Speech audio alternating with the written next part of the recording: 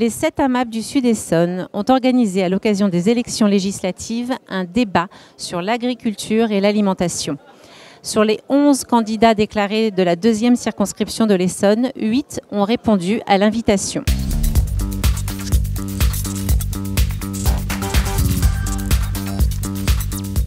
Il faut vraiment casser ce mythe.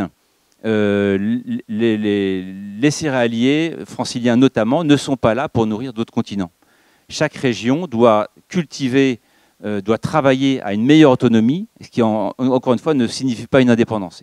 Qu'il ne faut pas opposer les AMAP qui vont vers une agriculture raisonnée, humaine, etc., au monde agricole plus dynamique, plus performant, dont on voit dans le Sud-Essonne les cultures céréalières, etc. J'entendais aussi qu'il ne fallait pas opposer les modèles agricoles.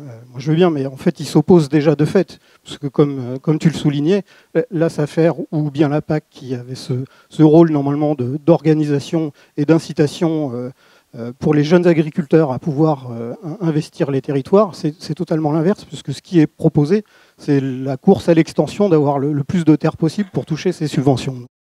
On est soumis à cette Union européenne, les instances de Bruxelles nous méprisent, et vous méprisent, hein, vous, agriculteurs.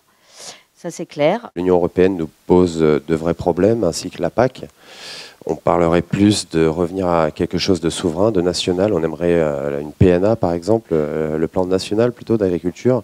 Une agriculture fondée sur le libre-échange, la rentabilité, elle va automatiquement produire des effets pervers que nous condamnons, c'est-à-dire le recours aux pesticides, la concentration de la production, la concentration les regroupements sous des formes concentrées des propriétés agricoles. Je pense qu'il faut plus de pluralisme dans tous les secteurs de l'agriculture, mais donc c'est aussi par exemple dans les SAFER. C'est les sociétés d'aménagement foncier qui gèrent en fait et qui permettent de protéger le foncier agricole. Je pense quand même qu'actuellement, la production française fait partie des plus vertueuses au niveau mondial. Il ne se passe pas n'importe quoi. Les agriculteurs conventionnels ont des cahiers des charges et qui s'efforcent de remplir et qui sont quelquefois très très contraignants.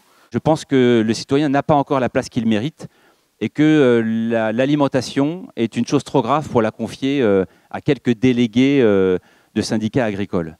On est clairement opposés, nous, au CETA, tout simplement parce qu'il représente l'opposé de ce qu'on souhaite. Nous, on est pour une production locale, une distribution locale.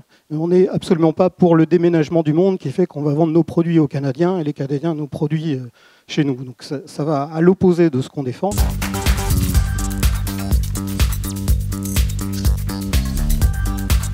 On a un bon nombre de paysans qui partent à la retraite, qui n'ont pas de repreneur familial et qui effectivement préfèrent vendre leurs terres, puisque c'est motivant, le prix est motivant de vendre leurs terres aux promoteurs.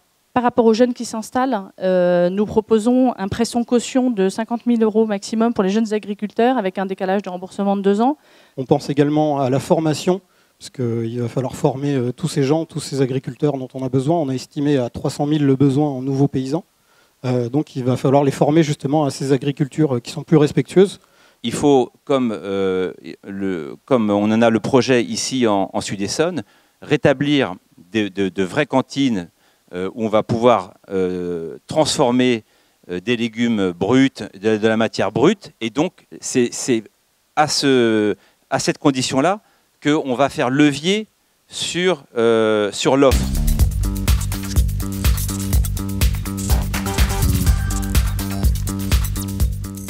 La recherche et l'innovation, c'est aussi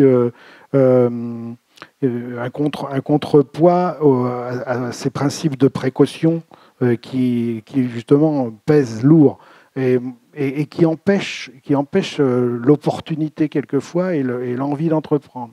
Vous préférerez qu'on parle de principe de prudence que de précaution? Il faut absolument baisser la TVA sur tous les produits bio, c'est simple. Il faut voir aussi la complexité de gestion d'une exploitation agricole. Je sais que au fond de la salle, il y a des gros exploitants notamment.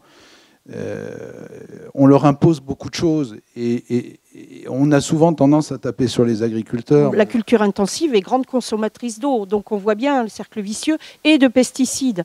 Et sur la partie phyto, c'est une évidence et que ça doit diminuer drastiquement